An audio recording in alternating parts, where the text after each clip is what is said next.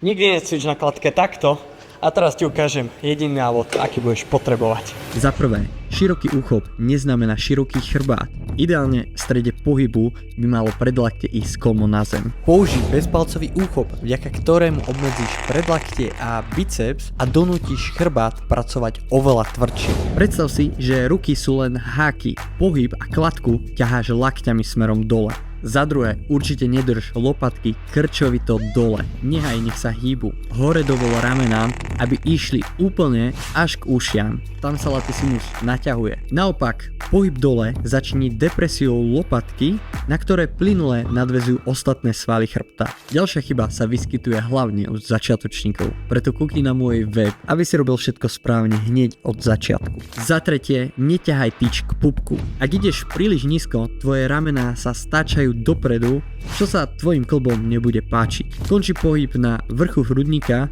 a hrudník má ako keby stále vyšpulený. A práve vďaka tomu nebude zapájať brucho a nebude ťa zbytočne klepať.